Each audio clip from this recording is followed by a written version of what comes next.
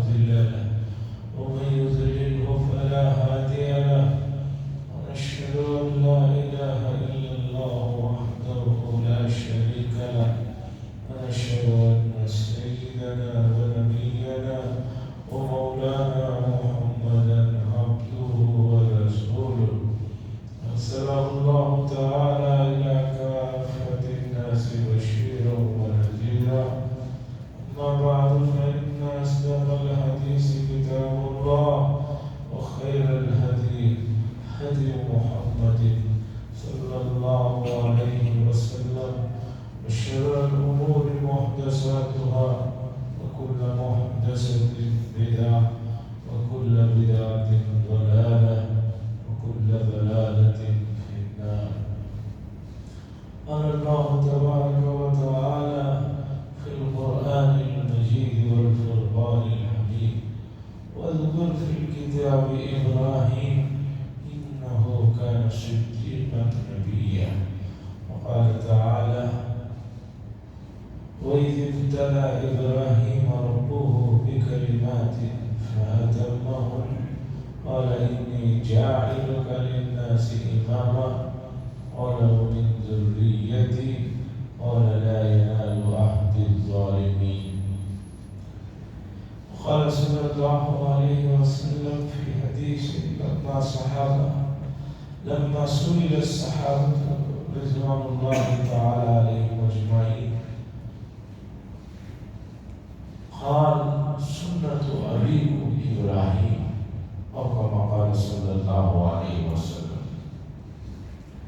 حضرات یہ شوال کا دوسرا ہفتہ ہے، دوسری جمعہ ہے، گویا کہ قریب قریب آدھا شوال رخصت ہو چکا ہے، باقی بھی بہت جلد رخصت ہو جائے گا. اسی کے ساتھ ذی القعدہ آتا ہے، پھر قربانی اور حج سے متعلق دوڑ دھوپ اور حاجوں کو رخصت کرنا یہ سلسلہ شروع ہو جاتا ہے.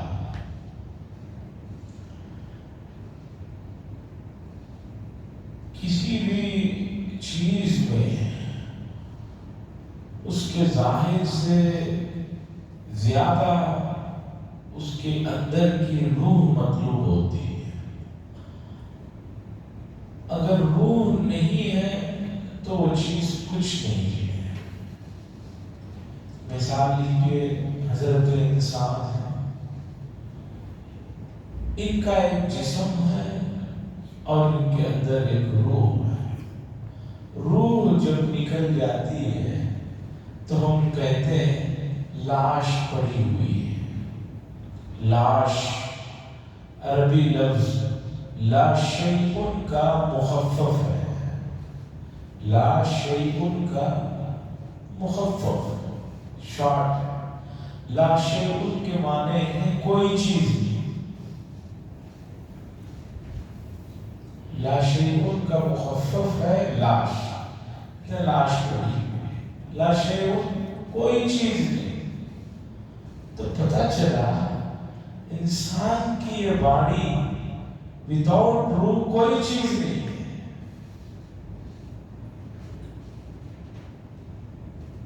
اسی طرح اعمال کے اندر سے اگر روح نکل جائے، اس کی اصل روح نکل جائے تو وہ عمل کچھ بھی نہیں ہے. یہ مسئلہ بڑا اہم ہے، سنجیدہ ہے اور گہرا ہے. امت کو اس مسئلے پر ہمیشہ نظر رکھنی چاہیے. کچھ چیزیں ہوتی ہیں کہ کبھی کبھی ان کو دیکھ لیا جائے چل جاتا ہے. کچھ چیزیں ایسی ہوتی ہیں کہ آدمی کو مسلسل اس پر نظر رکھنی پڑتی ہے. انہی میں سے یہ مسئلہ ہے. ہم گزشتہ کئی سالوں سے یہ موسم جب آتا ہے، حج کا موسم، یہ جو حج کے مہینے یہ ہے شوال، ذی القعدہ، ذی الحجہ، اس موقع پر کعبۃ اللہ کا بھی ذکر ہوتا ہے، حرمین کا تذکرہ ہوتا ہے، اور اسی ضمن میں حضرت ابراہیم علیہ السلام کا تذکرہ ہوتا ہے۔ حضرت ابراہیم علیہ السلام کا تذکرہ ہوتا ہے، سنتے ہیں، لیکن جیسے ابھی رمضان کا مسئلہ تھا، رمضان آیا، رمضان رخصت ہوا، رمضان کے دوسرے دن فجر کی نماز کی حالت کیا تھی؟ کئی مساجد کی تصویریں وائرل ہو رہی ہیں سوشل میڈیا میں۔ ہفتے کے دن عید تھی، اتوار کی فجر کی نماز کی جو حالت مساجد کی تھی، گروپوں میں تصویریں وائرل ہو رہی ہے۔ کئی مساجد میں ائمہ مؤذن صاحب تلاش کر رہے ہیں، کوئی ایک اور آ گیا تو امام سامنے کھڑے تاکہ پیچھے دونوں سب پر۔ تو سوچئے کہ ماہ مبارک مسلسل ایک مہینہ رہا، کام کیا، اس کے جانے کے 24 گھنٹے کے اندر قوم کی حالت ہو گئی ہے۔ تو عید الاضحیٰ کے بعد بھی وہی حالت ہوتا ہے کہ قربانی ہوئی، اب دوسرے دن جو ہے اس کی روح نہ معلوم ہونے کی وجہ سے مسئلہ قابو سے باہر نکل جاتا ہے۔ ابراہیم علیہ السلام کا تذکرہ قرآن مجید میں بے شمار صورتوں میں آیا، ایک مکمل صورت ان کے تذکرے سے بھری ہوئی ہے۔ ابراہیم علیہ السلام کا جو مقام ہے، ان کی جو حیثیت ہے، ان کو جو شرف ملا ہے، کوئی معمولی شرف نہیں ہے۔ بقول علامہ ابن کثیر رحمہ اللہ کے جو بڑے مفسر ہیں، جن کی تفسیر کی کتاب تفسیر ابن کثیر سب نظریے والے لوگوں میں مقبول ہے، ان کی تحقیق کے مطابق حضرت ابراہیم علیہ السلام کی نسل میں، آپ کی پشتوں میں 70,000 انبیاء علیہ السلام مبعوث ہوئے۔ ذرا سوچئے تو صحیح کہ جن کی نسل میں 70,000 انبیاء ہوں، ہر نبی کے ماننے والوں کی الگ مستقل تعداد، اور سب سے آخر میں ہمارے پیارے نبی حضرت محمد رسول اللہ صلی اللہ علیہ وسلم بھی حضرت ابراہیم علیہ السلام کے خاندان میں، آپ کے پشت میں آتے ہیں، ان کے فرزند اسماعیل علیہ السلام کی اولاد میں آتے ہیں۔ پھر رسول اللہ صلی اللہ علیہ وسلم کے امتیوں کی تعداد اتنی ہے، اللہ بہتر جانتے ہیں۔ اور ایک حدیث بتاتی ہے کہ قیامت کے دن جنتیوں کی 120 صفیں ہوں گی، ان 120 صفوں میں 80 صفیں امت محمدیہ صلی اللہ علیہ وسلم کی ہوں گی۔ تو اتنے سارے حضرات کی نیکیاں اور ان کے جو نیک کام ہیں، اس کا ثواب مستقل حضرت ابراہیم علیہ السلام کو پہنچ رہا ہے۔ اب باقی انبیاء کے ماننے والے، پھر انبیاء کے جو اعمال ہیں وہ عند اللہ مقبول ہوتے ہیں، ان سب کا ثواب حضرت ابراہیم علیہ السلام کو مل رہا ہے، پہنچ رہا ہے۔ تو سوچئے کہ کیا عالم ہے ابراہیم علیہ السلام۔ یہ تصویر کا ایک رخ ہے۔ تصویر کا دوسرا رخ جو ہمیں دیکھنا ہے، جسے نہیں دیکھتے ہیں، وہ بتانا چاہتا ہے۔ وہ اتنے بڑے مقام پر پہنچے تو کتنی آزمائشوں اور کتنے تکالیف اور کتنے امتحانوں کے بعد پہنچے ہیں، لوگ اسے نہیں دیکھتے ہیں۔ حضرت شیخ الحدیث مولانا زکریا صاحب قدس سرہ نے آپ بیتی میں لکھا ہے، لوگ بزرگوں اللہ والوں کے آخری زمانے کے حالات دیکھتے ہیں، دیکھ کر کہتے ہیں بھئی ان کے تو بڑے مزے ہیں، ہر وقت دعوتیں ہیں اور اعلیٰ قسم کے پکوانے ہیں، یہاں لوگ حضرت وہاں حضرت کر کے پکڑ کر لے کر جا رہے ہیں۔ حضرت نے لکھا ان اللہ والوں کی یہ آخر کے حالات کو دیکھتے ہیں، اس مرحلے تک پہنچنے کے لیے جو انہوں نے جدوجہد کوشش کی ہے ان کے ابتدائی زمانے کو کوئی نہیں دیکھتے۔ رسول اللہ صلی اللہ علیہ وسلم کے مدینے کے دور کو، وہ بھی آخری زمانے کے دور کو، جو فتوحات ہو رہے تھے، ہدایہ آ رہے تھے، مال غنیمت آ رہا تھا، آخری کے 2 سالوں کا لوگ وہ تو دیکھتے ہیں۔ ارے بھائی مکہ المکرمہ کے 13 سال بھی تو دیکھیے، طائف میں پتھروں سے مارتے ہوئے دوڑایا جا رہا ہے، وہ بھی تو ذرا دیکھیے۔ مدینہ منورہ میں غزوہ خندق کے موقع پر جب خندق کھودا جا رہا تھا تو ایک صحابی نے دکھایا اپنے پیٹ کو کہ بھوک کی شدت کو کم کرنے کے لیے پتھر باندھا ہوا ہو، تو رسول اللہ صلی اللہ علیہ وسلم نے اپنی چادر ہٹا کر دکھائی کہ دیکھو میں نے 2 باندھ رکھے۔ یہ حالات لوگ نہیں دیکھتے، تصویر کا جو رخ اچھا ہے اسے دیکھ رہے ہیں، تصویر کا وہ رخ جو دیکھنا چاہیے اصل وہ نہیں دیکھ رہے۔ تو اسی طرح حضرت ابراہیم علیہ السلام کا جو مقام ہے، جو حیثیت ہے، ان کے جو فضائل ہیں، لوگ اسے دیکھ رہے ہیں۔ ان مرحلوں تک پہنچنے کے لیے انہوں نے جن شدتوں کو، جن آزمائشوں کو، جن امتحانوں کو پار کیا ہے اسے نہیں دیکھتے۔ ایک آدمی یہ تو دیکھتا ہے کہ میری IAS IPS پاس ہونے کے بعد ان آفیسروں کو جو سہولتیں، جو گریڈ مل رہا ہے، کہتے ہیں کتنے مزے ہیں ان کے، کتنا گریڈ ہے ان کا، اتنے لوگ آگے پیچھے گھوم رہے ہیں۔ لیکن اس امتحان تک پاس ہونے تک اس آدمی نے جو محنت کی ہے کہ قریب تھا کہ پاگل ہو جائے۔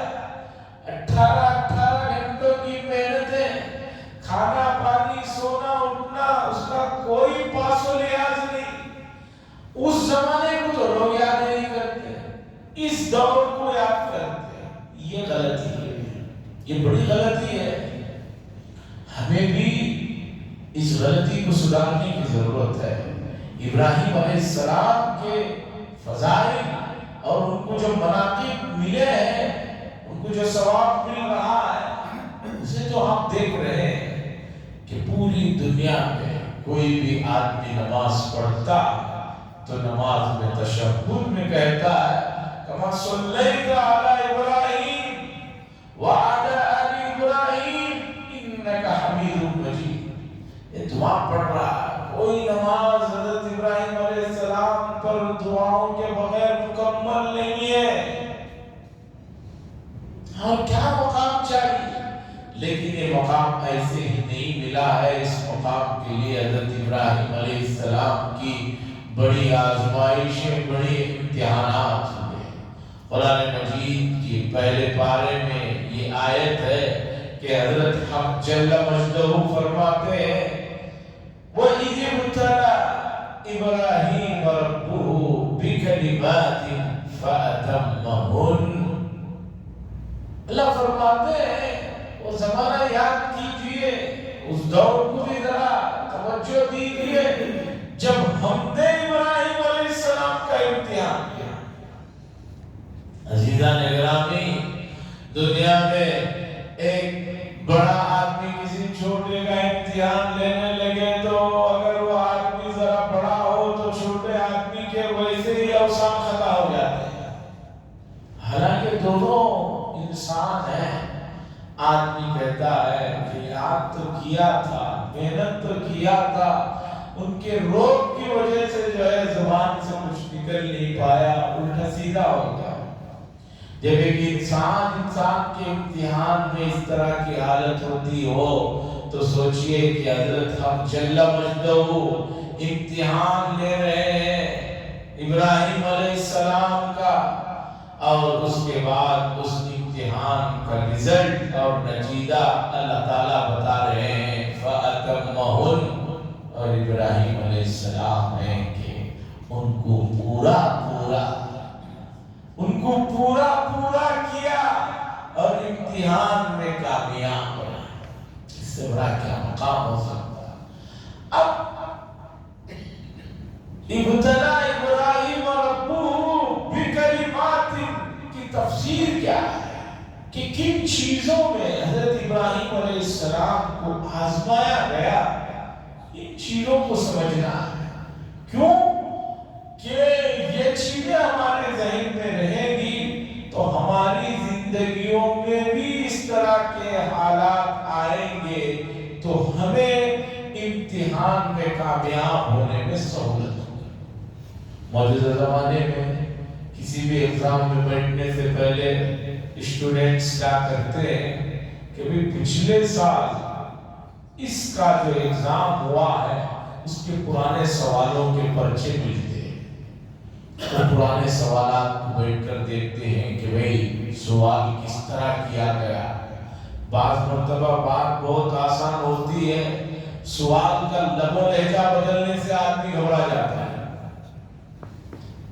ہمارے طلبہ کے ساتھ بھی یہی ہوتا ہے، یہاں تو سب ہے لیکن اس انداز سے لب و لہجہ اختیار کیا گیا کہ ایک آدمی اس سے گھبرا جاتا ہے۔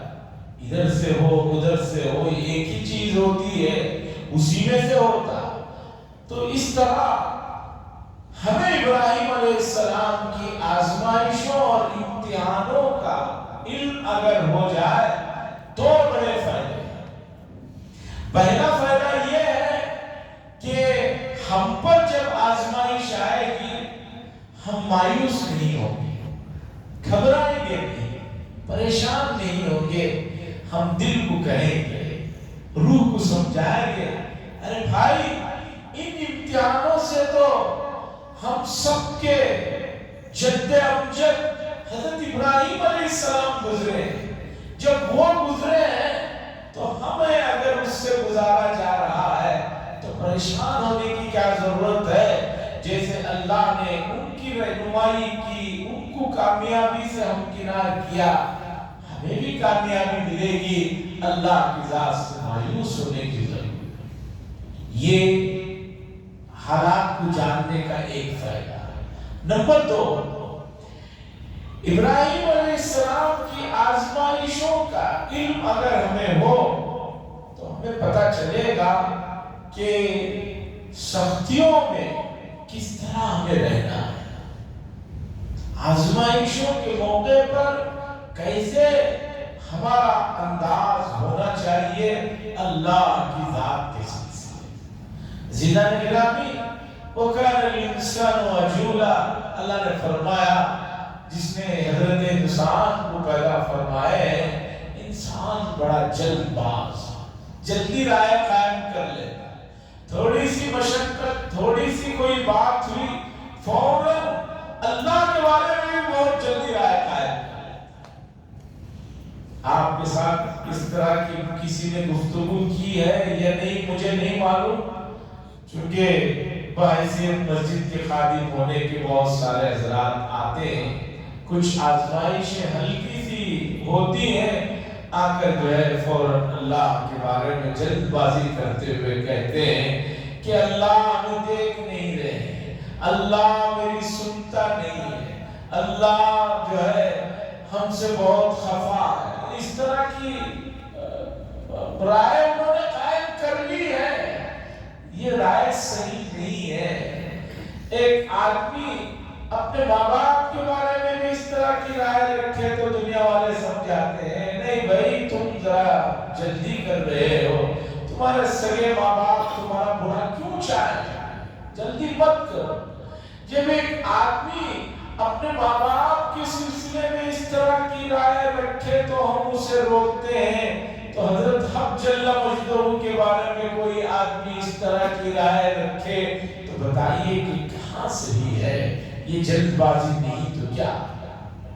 تو عزیزان گرامی، ابراہیم علیہ السلام کی آزمائشوں اور امتحانوں کا اگر پتہ چلے تو دوسرا ہمیں فائدہ یہ ہوگا کہ ہم بھی جب کبھی ایسے حالات آئیں گے تو اس سے کس طرح نکلنا ہے ہمیں پتہ چلے گا۔ مثال لیجئے، حضرت یونس علیہ السلام کا قصہ قرآن مجید نے 2-4 جگہ الگ انداز میں ذکر کیا، اور خاص طور پر سورہ انبیاء 17ویں پارے میں اللہ نے ان کی یہ دعا اور بات کو ذکر کیا، فنادا فی الظلمات ان لا الہ الا انت سبحانک انی کنت من الظالمین۔ اللہ فرماتے ہیں ہمارے بندے نے اندھیریوں میں، فنادا فی الظلمات، اندھیریوں میں، ایک تو سمندر کا اندھیرا گہرائی میں، رات کی اندھیریاں، اوپر سے مچھلی کے پیٹ کے اندر کی اندھیریاں، کتنے اندھیریاں جمع ہو گئے، کتنی تاریکیاں جمع ہو گئی۔ اللہ نے اپنے اس بندے خاص یعنی یونس علیہ السلام کی بات ذکر کی کہ انہوں نے ان ظلمات میں، ان اندھیریوں میں ہمیں پکارا، کیا؟ لا الہ الا انت سبحانک، اے پروردگار آپ کے علاوہ کوئی معبود نہیں ہے، انی کنت من الظالمین، میں نے ظلم کیا اور میں سے زیادتی ہوئی ہے۔ فاستجبنا لہ، قرآن نے کہا کہ ایک بندے نے جب ان تاریکیوں میں ہمیں پکارا، فاستجبنا لہ، ہم نے ان کی دعا کو قبول کیا، وَنَجَّيْنَاهُ مِنَ الْغَمِّ، اور ہم نے ان کو غموں سے نجات دی۔ آگے کا حصہ سنیے، آگے کا حصہ سنیے۔ آپ قصہ یہاں تک سن کر رہ جاتے ہیں بھئی یونس علیہ السلام کا قصہ سنایا جا رہا ہے، نہیں، قرآن نے آگے کہا وَكَذَلِكَ نُنْجِي الْمُؤْمِنِينَ، اور اللہ فرما رہے اور ہم اسی طرح اپنے مومنین بندوں کو بھی نجات دیتے ہیں۔ کب؟ جب وہ ہمیں پکارے، جب وہ ہمیں پکارے۔ یونس علیہ السلام کے قصے میں آپ رہ گئے کہ مچھلی کے پیٹ سے انہوں نے پکارا تو اللہ نے سنا اور اللہ نے کہا کہ ہم نے انہیں نجات دی۔ آگے اللہ کیا کہہ رہے ہیں؟ وَكَذَلِكَ نُنْجِي الْمُؤْمِنِينَ، اور مومنوں ہم اسی طرح تمہیں بھی نجات دیں گے جب تم تکالیف میں، شدت میں، مصیبت میں، آزمائش میں ہمیں پکارو گے، ہم تمہاری پکار سنتے ہیں۔ عزیزان گرامی، قرآن مجید کی آیات کا جو ویژن ہے اسے ذرا صحیح سے دیکھیے۔ قرآن مجید کے قصوں میں بھی جو عبرت کی چیزیں ہیں لوگ وہاں آ کر رک جاتے ہیں، اصل تو وہی تھا مسئلہ، اسے دیکھتے ہیں۔ تو ابراہیم علیہ السلام کا تذکرہ ہو رہا ہے کہ انہیں امتحانوں سے گزارا گیا۔ اب ان امتحانوں کو مجھے اور آپ کو جاننا ہے، کس لیے؟ بطور قصے کے نہیں، بطور حکایت کے نہیں، بلکہ اس لیے کہ ان آزمائشوں سے جب سید الانبیاء اور ابراہیم علیہ السلام جیسے جلیل القدر نبی کو گزارا جا رہا ہے، ہم تو ان کے مقابلے میں بہت چھوٹے، بلکہ کس درجے کے ہیں وہ ہمیں بھی نہیں معلوم، درجہ ہی نہیں ہے، تو ہمیں بھی آزمائشوں سے گزارا جائے گا۔ قرآن نے کیا کہا؟ ام حسبتم ان تدخلوا الجنہ ولما یأتیکم مثل الذین خلوا من قبلکم، کیا تم نے سوچ رکھا ہے، کیا تمہیں گمان کرتے ہو تمہیں جنت میں داخل کر دیا جائے گا؟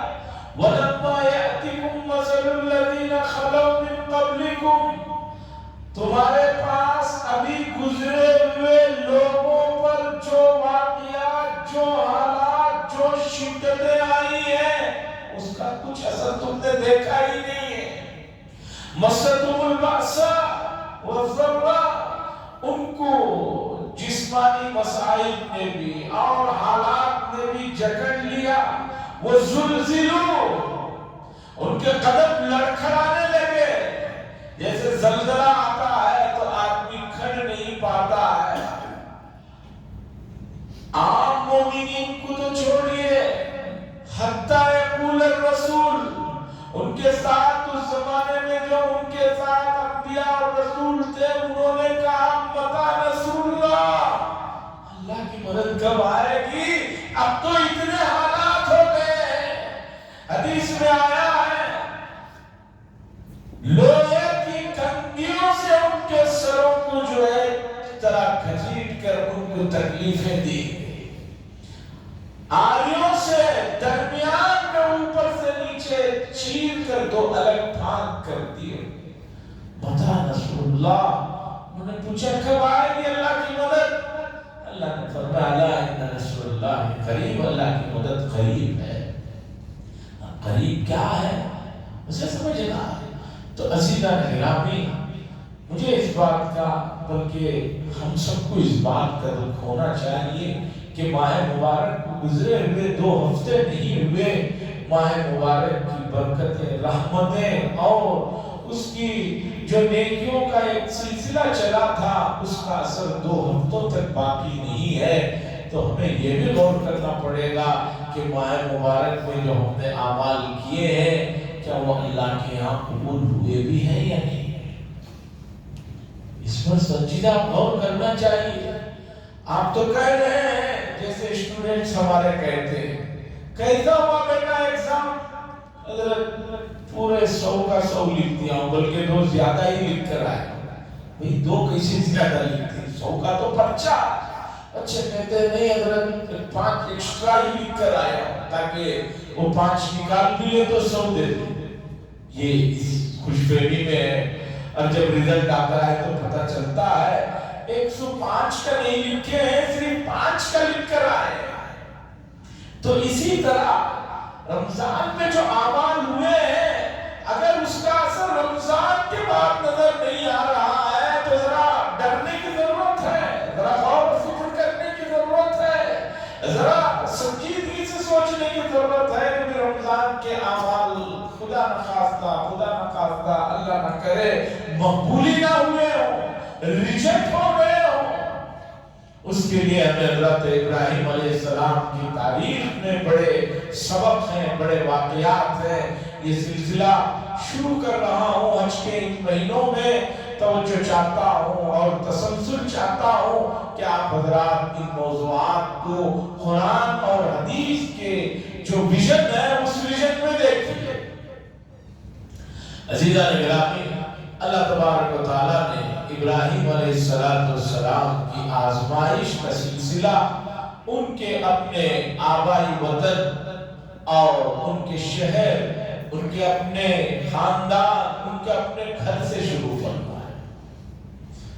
ایک آدمی باہر والوں سے جتنے چاہے لوگوں کے ساتھ لڑ جھگڑ سکتا ہے، لیکن اپنوں کے ساتھ لڑنا جھگڑنا یا اپنوں کو حائل نہ کر پانا، یہ بڑی بات۔ ابراہیم علیہ السلام نے نبوت ملی تو دیکھا کہ جس ماحول میں آپ نے آنکھیں کھولی ہیں بالکل اپوزٹ ماحول ہے۔